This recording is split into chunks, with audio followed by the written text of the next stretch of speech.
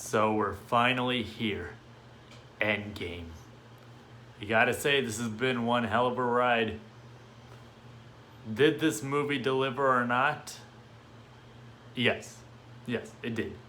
The movie made up $1 billion in a weekend, and it's above 90% on Rotten Tomatoes. Yes, this movie gave a great climactic conclusion to arguably one of the best film franchises of our time.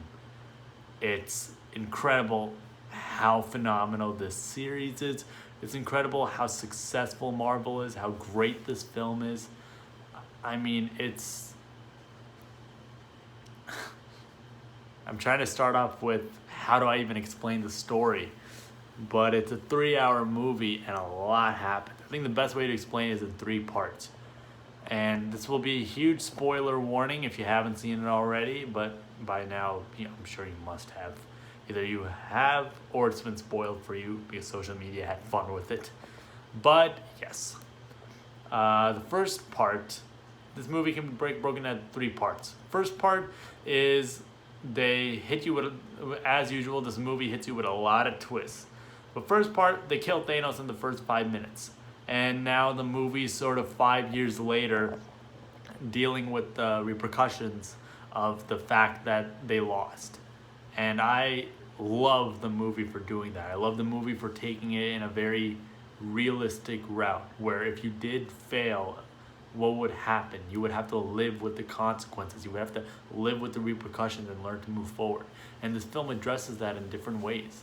You have Captain America in a very grounded scene. Again, what I love about these Marvel movies, big CGI special effects, they still put in the effort and respect to put grounded, realistic scenes to help you connect with these characters. So you have Captain America, and he's just in a support group meeting in a very realistic, relatable scenario. And they're just, with all these other survivors, just talking about the consequences of having to live in a world where half the universe is dead. And then Captain America gives his usual motivational dialogue of it's not about what we lost, it's about what we have left. Just more inspiring words to get you through the dark times. You have Natasha Romanoff as Black Widow, and you have her sort of, you see her breaking down and crying. She realized she wants to, she's still trying to do more and staying in touch with all the other Avengers across the planets and all across the universe, but there's just not much she can do. There's nothing to do. There's a scene when Okoye tells her that there's an earthquake discovered underwater and in the ocean, and she responds, "Okay, so what do we do? How do we deal with it?" And Okoye responds by saying, "It's an earthquake underwater. We deal with it by not dealing with it." And you see that desperation for her to feel like she has to do some good, she has to do more, because it can't just be as simple as they lost and that. There has to be more good that she can do. She's grasping for some sense of purpose in life, some sense of feeling like she can still do the right thing. And also, after Colonel Rhodes tells her about Hawkeye, about Barton, and how he's, the movie opens amazingly with Hawkeye's family turning to dust, and you just see Hawkeye panicking and freaking out, like, where is everyone? What's going on? And it's just, you feel that tension. I mean, we already felt that way when at the end of Infinity War, but the fact that they were able to recreate that feeling with another character, my God, it worked. And so Colonel Rhodes talks about Hawkeye, where he seems like a man who's lost. He's just out killing people, killing all the bad guys, all the gangsters and criminals of the world, and he's just leaving dead bodies. And you see Natasha just breaking down in tears because someone who was a good friend, it's like she's lost him too. She's already lost the other half of her family, and now she's lost Hawkeye as well. And it's heartbreaking. And I appreciate the film in the first part for doing that, for taking you to such a dark place like that. And so that's pretty much the first part. Everyone has moved on in some interesting ways. You have Iron Man, Robert Downey Jr. as Tony Stark, and Tony Stark he started a family. He has a daughter, and it's interesting that he's a family man now, and he started this peaceful life living out in like a nice kind of spacious log cabin house in the woods in nature, and it's very peaceful and loving, and you get it. And you get why he chose it. He just wants to move on with his life. He wants to have he has a second chance now with his daughter, and he doesn't want to even think about all of that. They lost, it happened, and he's just trying to move on. And then you so Thor's all right, well, first let's talk about Hulk. Hulk was a very interesting twist that they did, where, for so long we've seen Banner and the Hulk clash with each other, those opposite personalities work in that way. And now we see this weird middle ground where they finally made peace with each other. So now Banner is just as the Hulk, and Hulk is just as Banner. And it's just always in this weird middle ground where he's the Hulk, but he also has the voice and cadence of Banner. So it's Banner as the Hulk. I mean, he's wearing shirts, giant shirts over his green body and glasses. And it's funny. And on the one hand, I can understand some people being disappointed because they want to see the Hulk, get angry and get aggressive and badass and Hulk out, But on the other hand, I can understand that when a movie like this, you gotta try to take risks, and Marvel does that. They always take risks. So you had to take risks with playing with people's expectations. Everybody expected to go into this movie thinking Banner's gonna Hulk out. But the fact that they took a different route, they wanted to do something different, I appreciate them for doing that, for taking risks like that. In a big anticipated film like this, they're still willing to take risks and not play it safe. I appreciate that because it also makes sense for his character arc. We've seen Dr. Banner turn into the Hulk and Hulk out like that. But it's eventually we need to reach a point. There's only so many times he can do that throughout this film series before it gets old. And so it makes sense that he would learn to make peace with that, learn to find that balance. And he has. And it's very funny. It leads to a lot of funny moments. Like when a bunch of kids just walk up to him and they're fans, so they want to take a picture with him. And they're at a diner at a table, and it's Captain America, Black Widow, Ant-Man, and Hulk, and they're just sitting there eating food very, very properly. And the kids want to take pictures with the Hulk, and then Ant-Man's like, "Hey, you want to take a picture with me? I'm Ant-Man," and the kids don't really know who he is, so it's like awkward and uncomfortable. But Hulk is like, no, he wants to take a picture with you. He'll make you feel bad. And Ant-Man's like, no, it's okay. They don't want to take a picture with you. The kid's even like shaking his head. He doesn't want to take a picture with me. It's okay. So it's funny. A lot of the comedy in this movie is like situational comedy. It's genuine. It's a result of the circumstances. It's not like they're cracking in easy jokes or like easy targets for comedy. They're truly genuinely funny jokes and even built out of dramatic situations. And that's what feels real. I mean, in real life, when we have dramatic situations, we're not always going to be serious. We might say something which is kind of funny-ish, even though we're trying to be serious about it, because when we're pissed, and when you're pissed off, you don't always say everything properly. You say things that out of context will be funny, but in context can be dramatic. And finally, Thor.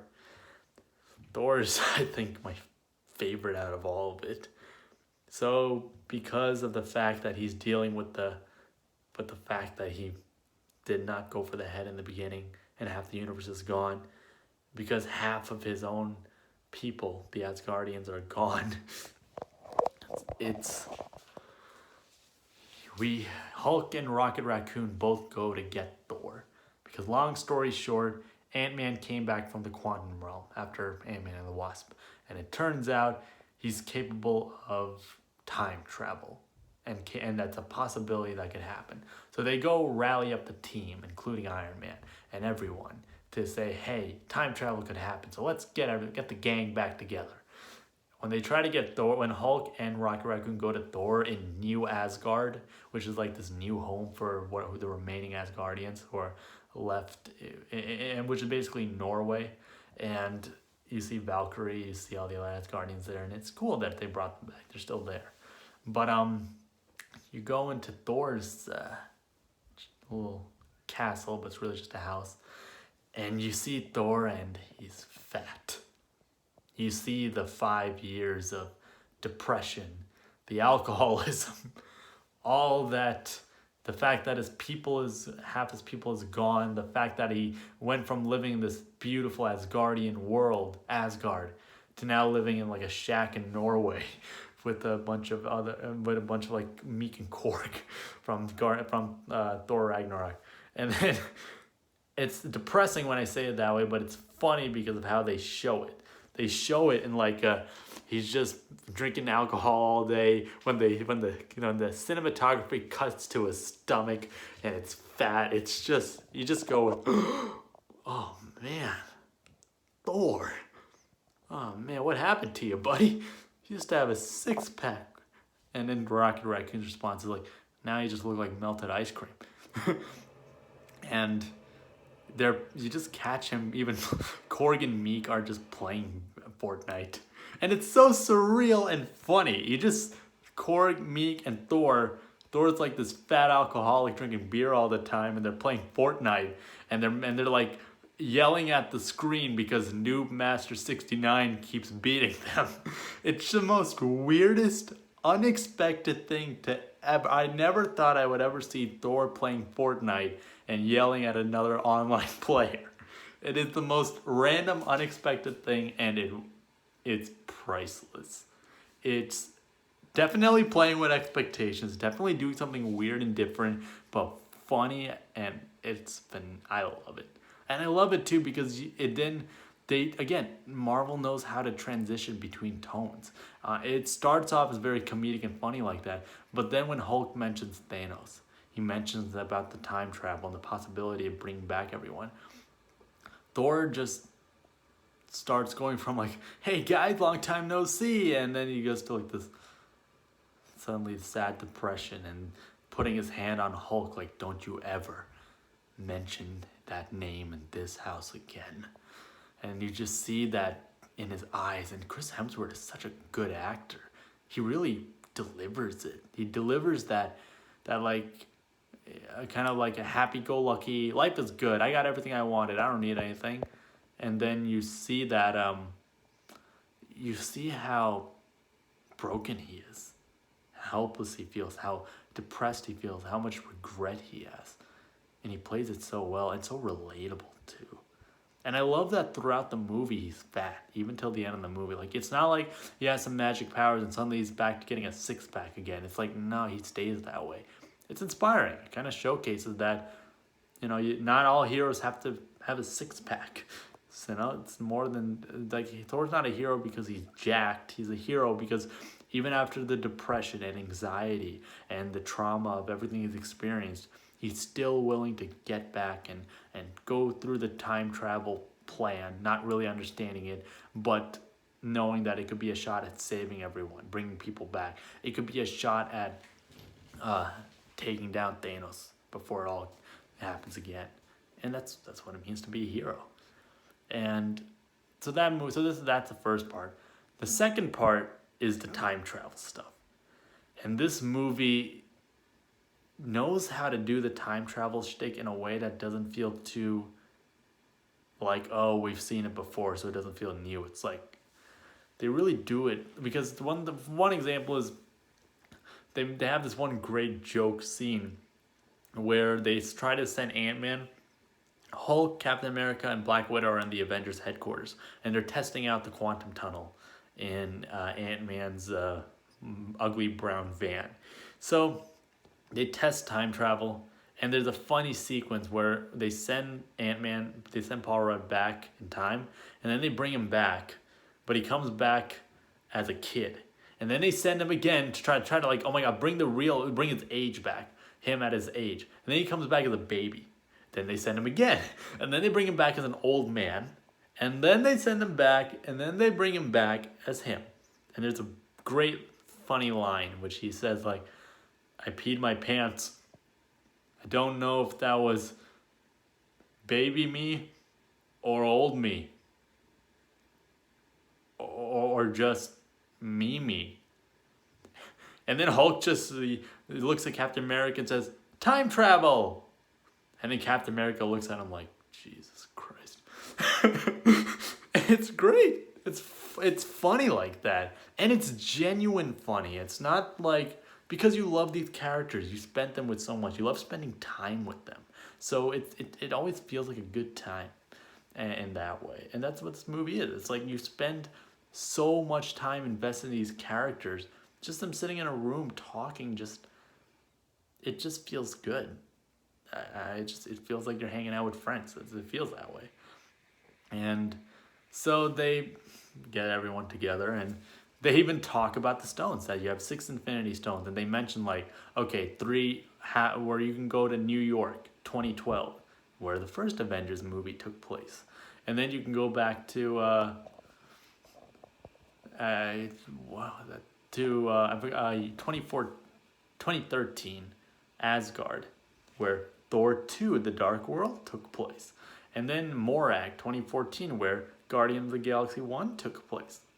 And the reason I'm doing this with my eyebrows is showcasing that these are where they time travel to.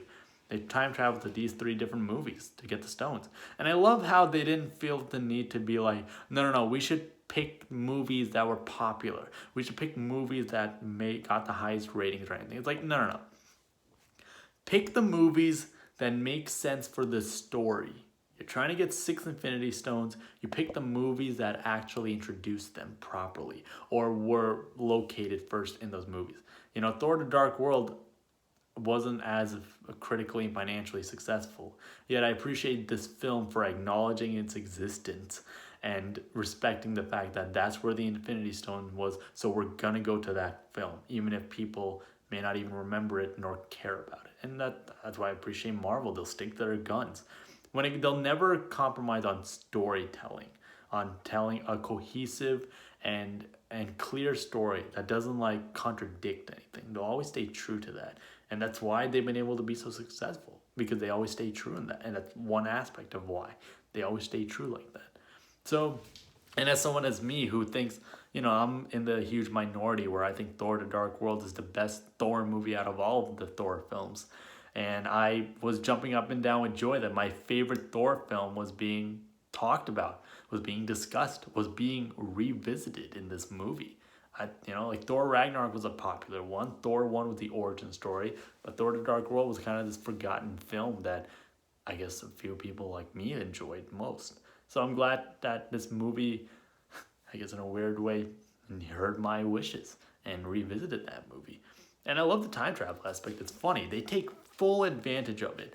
The Battle of New York in the very first Avengers film, and seeing like Captain America fight Captain America, and seeing all these like funny sequences with all the other characters from that time. It's perfect and it works. And all the other characters go through their different character arcs in terms of Thor and Rocket Raccoon go back to 2013 Asgard, because that's where Thor: The Dark World happened, so that they can get the ether, which is that Infinity Stone from that movie.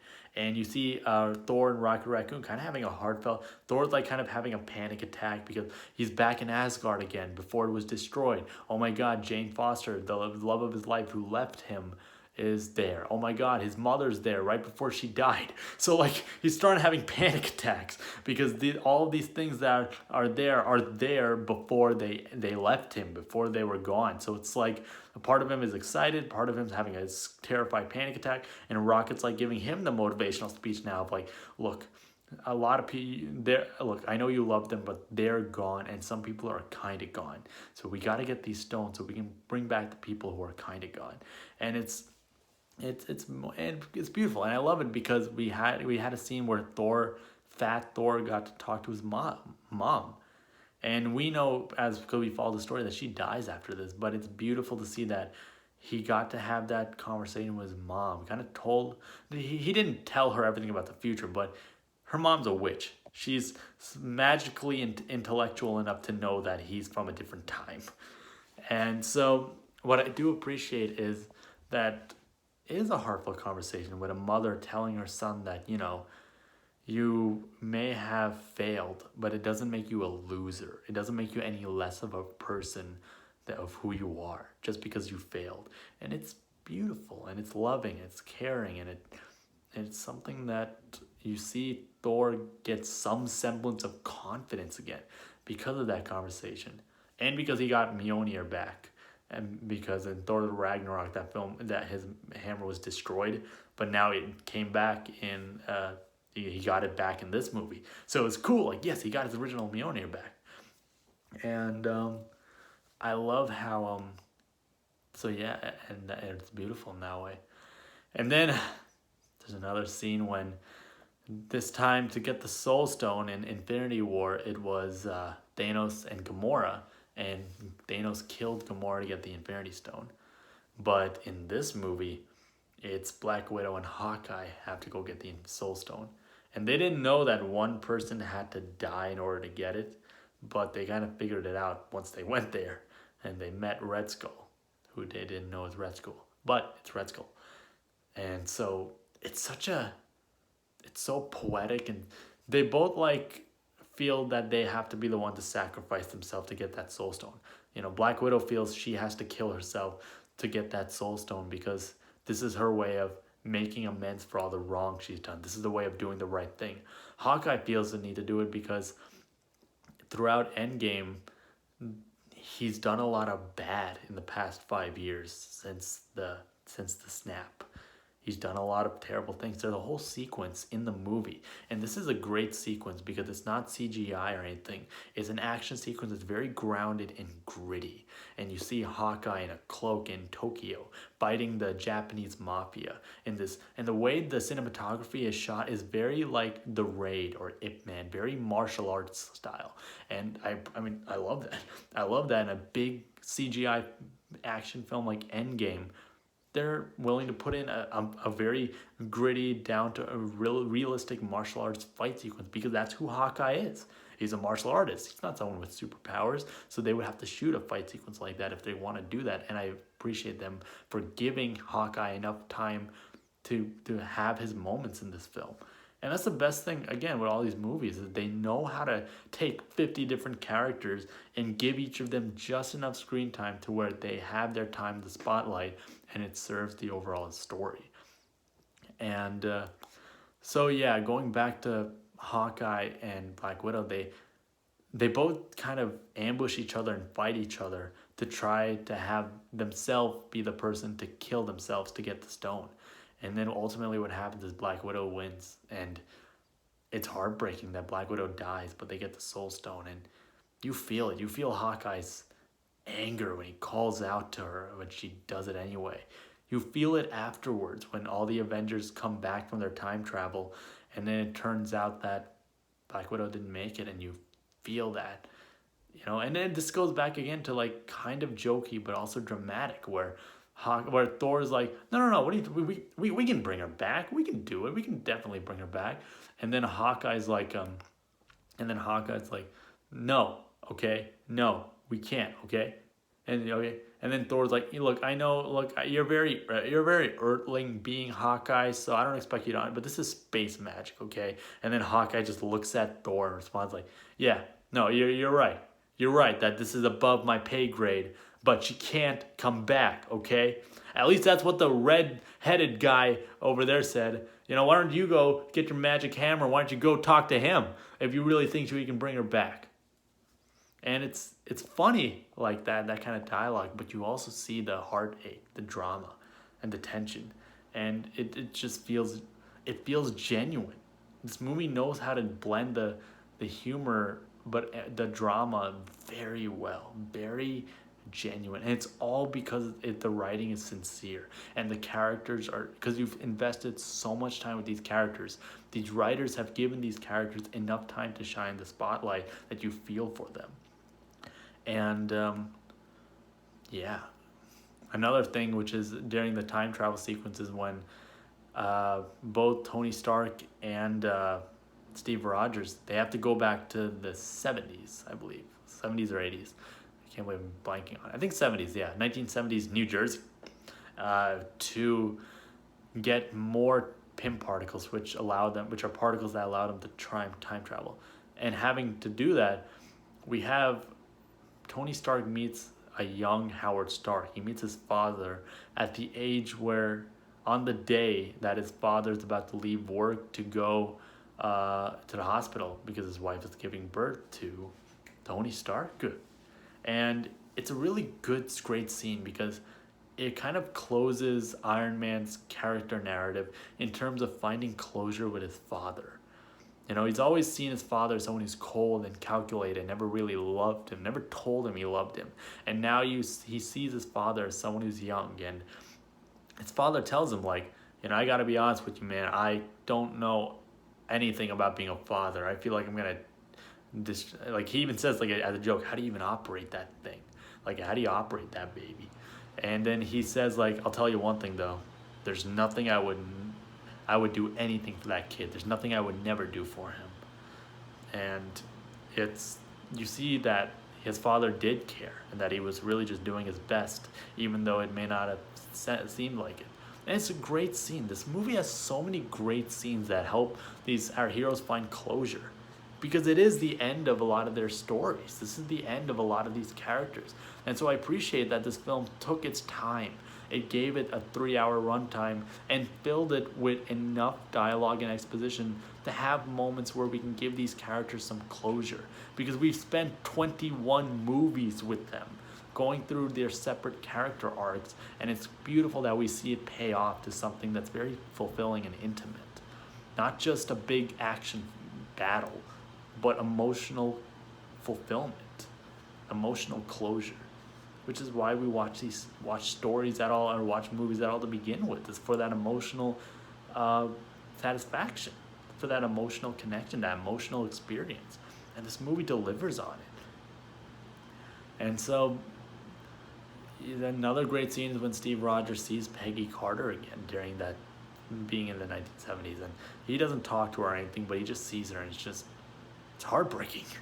Because he loves her so much, and he sees her and he wishes he could just say something, but they got a mission. And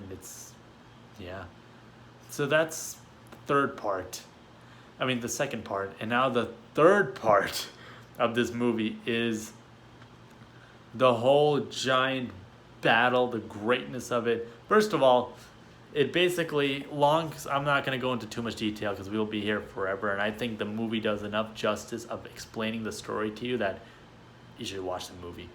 But anyway, Thanos comes to Earth. He destroys Avengers headquarters. The cinematography, again, is shot beautifully, because what happens is they get all the Infinity Stones. Iron Man creates his own Iron Man gauntlet, puts the stones on it. Hulk, after a discussion, Hulk is the one who ends up doing it, and he snaps. And after the snap, you see, like, again, the way they shoot this is so poetic. It's not like, yeah, we did it, great job, team. It's very like, you see Hawkeye just getting a phone call. You just see a phone ringing, just as the way the scene is shot. You just see a phone ringing, and then he sees that it's his wife. His family's back. And then Ant-Man's just looking out, and the world looks beautiful and peaceful and green.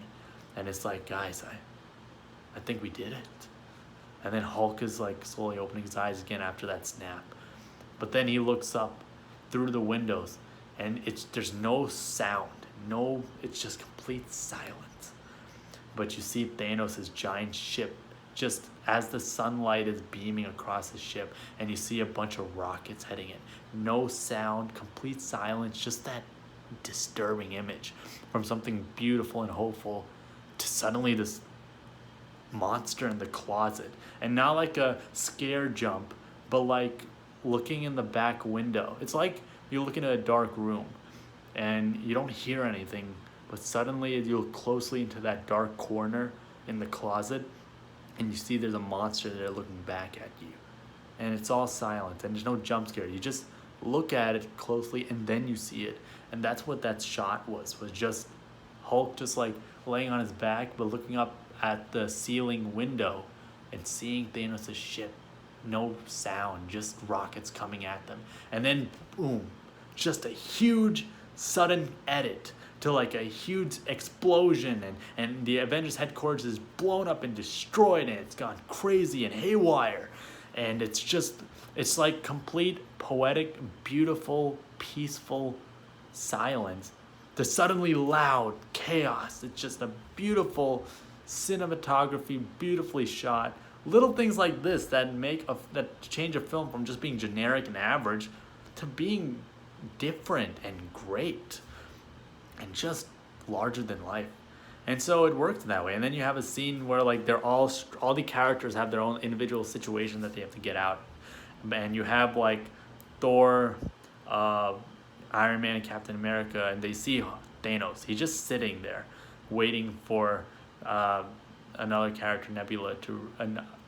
Long story short, a Nebula from his timeline to get the retrieve the gauntlet. So Thanos just sitting there, and all three of them just came out of the rubble, and you see them. They're all like disheveled and destroyed and tired and exhausted, and just like mentally, what the f just happened?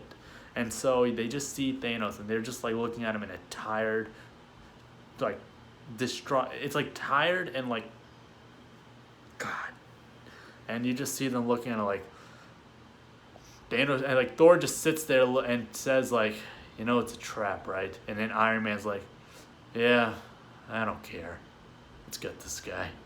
It's like those three just walk up to him and they have that I don't care, like, I'm really sick and tired of this guy.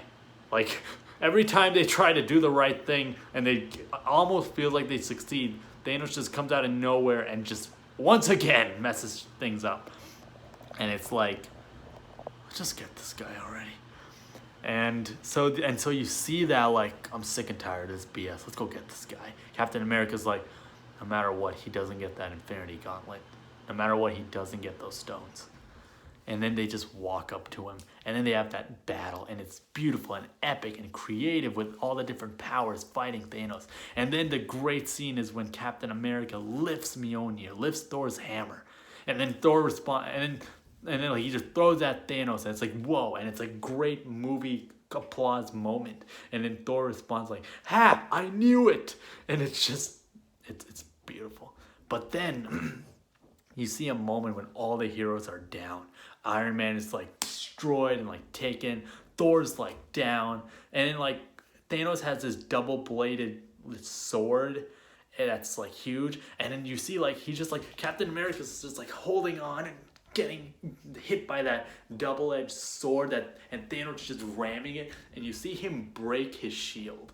Like he's just destroying, like the pieces of his shield is coming off, and you see like Captain America just like holding onto a shield that's slowly being cut into pieces, and he just like falls down on the ground. And then Thanos just says like, I will destroy and cleanse your world. And it's like Thanos basically says how he thought destroying half the universe would be good, but he realizes now that if there are people who will always remember what was, they will never appreciate what they have. So then he decides that the better plan is to just destroy the universe and start over, because the people of the new universe will be appreciative of what they have. And so you get why he decides that's the right plan then, because there will always be people like the Avengers who will remember what was. And so Captain America's like, yeah, except this new universe will be made by blood. And then Thanos says, they won't know. They will never know. They'll never know the Avengers. They'll never know what it was. And so you see that. And then you see Thanos and his army just beams down from his giant ship. And you see the army, all these huge things. And a great cinematic shot is just Captain America. He's lying down, but he slowly gets back up, and he's got this broken shield on him. Like his shield is just like somewhat broken, but it's still someone holding on, just like his strength, just like his morality. And he's just standing there, just great wide, like a Lawrence of Arabia kind of shot of him standing. Like you see blood running down his face and mouth. You see his shield is broken, but he's still like getting up and standing and facing off this giant army that's just standing right behind Thanos. And it's this beautiful shot, and it's epic, and it's like, that's when you, again, why I love this character so much. It's like, that's when you knew he was willing to die to fight for what he believed in. Like, he was willing to right then and there. Iron Man was still down. Thor was still down. It was him just the only one getting back up again with a broken shield and an entire army of this aliens just right there. And he was willing to still get back up. And it's just poetic and beautiful. But right when that happens, he just gets he gets that call. And it's, hey, Cap, on your left. And then suddenly you see a portal open up. That means Doctor Strange is there. But you see Black Panther and Okoye and Shuri, and they're just walking through, and you see Black Panther just smiling. And then you see Falcon just coming through and sweeping it. It's like an angel above the sky. He's just flying around. And then as he's flying through the sky, you see other portals coming from different spots.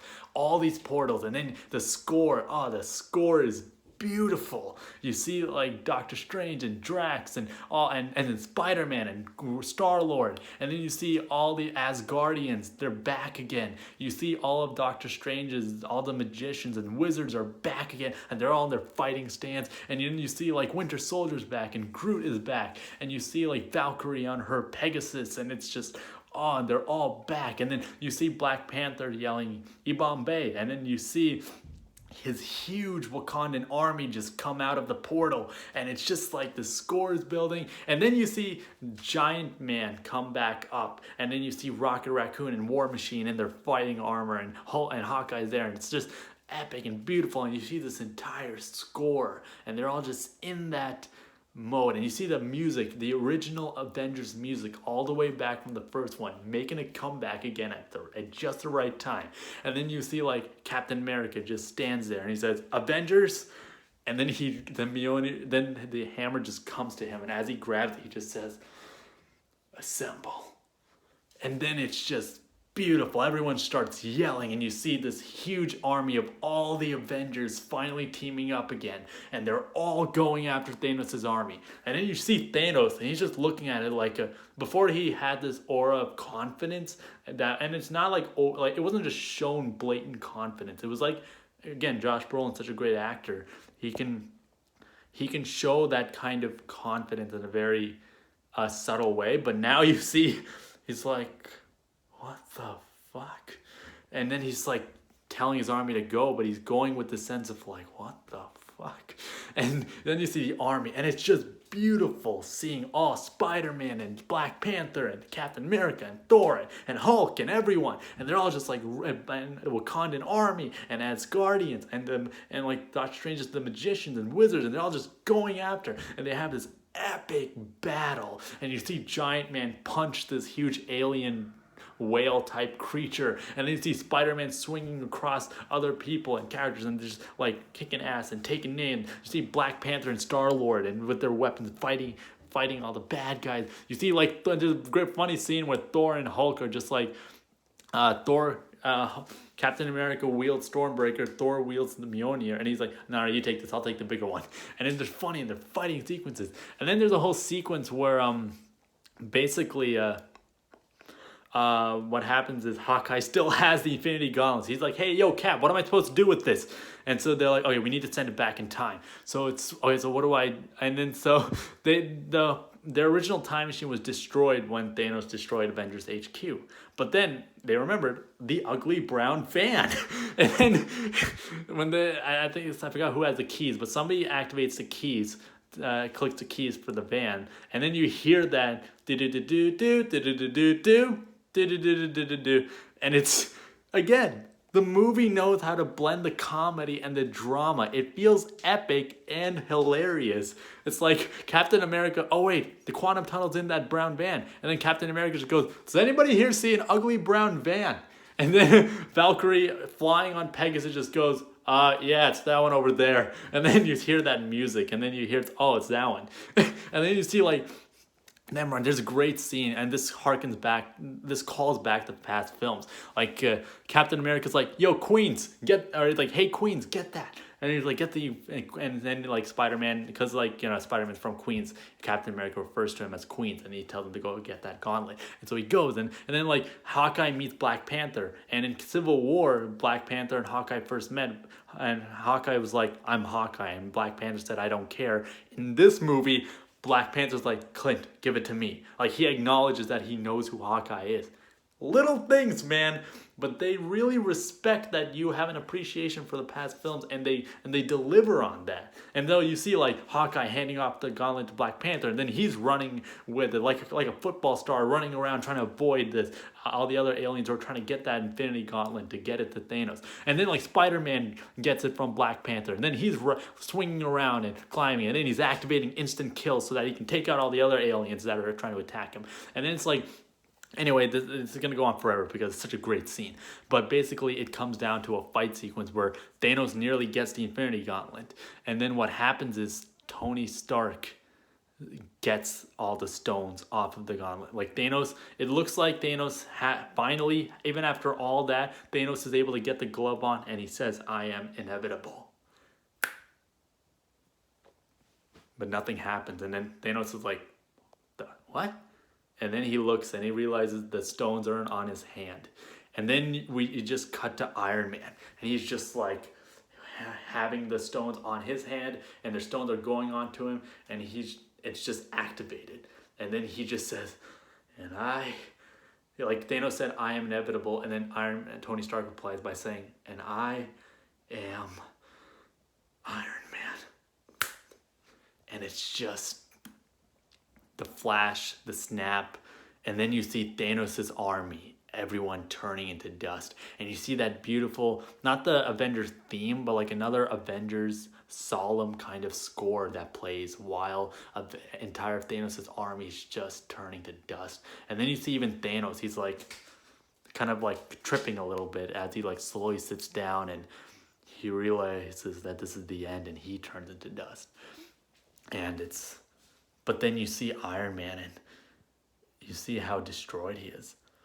And you see how broken down he is. And you see how he's dead. He's going to die. And you see a Spider-Man. And then you see his wife, Pepper Potts, coming in. And you see how much it devastates him that he's gone. And he's dead. You can rest now. And he did it. He saved the universe. And it's just beautiful.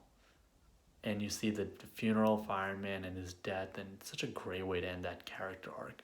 His whole character arc was always about him struggling to deal with his mortality, struggling as well as struggling with the fact that he feels like he can't protect the world, he can't help the Avengers, feeling like he no matter what, he's not doing enough to secure the world, and now he just did. And it's like beautiful closure. And then the funeral scenes happening, and again, the way they shoot the funeral scene and they show it, all the characters in different scenes and moments, is so, it's done like an independent style kind of shot. It's not done very generic or like average action film. It's very like going from one character to the next as the score is playing, and you see the expression, you see the faces, and you recall them from previous films. And then Nick Fury just stands there in the back behind the funeral and just like watching over, just like how he did in the first Iron Man film in the end credits scene. And then Captain America is the one, because they have to bring back the stone so that they can, otherwise the timelines could be messed up. So Captain America is the one who goes back to return the time stones, and he does. But then we cut to a scene where you see Falcon and Winter Soldier and Hulk are waiting for him to come back, but he doesn't come back. But then Falcon and Winter Soldier find Captain America, and he's just sitting on a bench by a lake, and he's old. And it turns out that he did go back in time, and he did return the stones, but he also decided to stay back in the 1940s, meet Peggy Carter and live his life, and to be with her. And so I love his response. I love the dialogue. It's so heartwarming. It's like Falcon looks at him and you see that he's old, and he says like, so did something go wrong, or did something go right? And then Steve Rogers just replies by saying, well, Well, I saw how Tony had a wife and kid and had a life, and I figured, I'll try out that life thing that he kept saying, and so he did. And then it's also sad because I'm happy for Cap. He finally got to have what he wanted. All he ever wanted was a normal life with Peggy. He just wanted to live a normal, peaceful life, and he finally got it.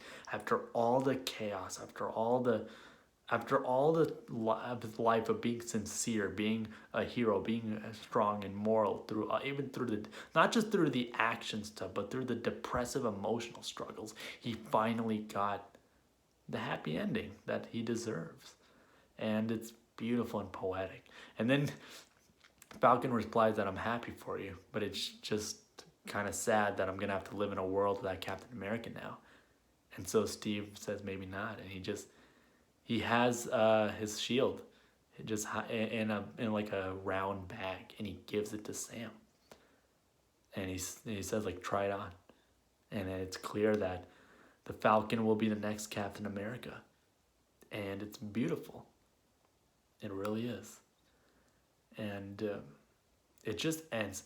You have this big 3 hour epic end game, but it ends on such a beautiful note. It just ends with a scene that slowly zooms to 1940s America, slowly zooms into a suburban home, slowly zooms into a house, and then you just see Steve Rogers and Peggy Carter, and they're just dancing to that song, because that was the biggest thing with his character, all the way from the first Avenger to Winter Soldier to everything. He never got to have that dance with Peggy, and now we have and now the movie ends with him finally getting that dance.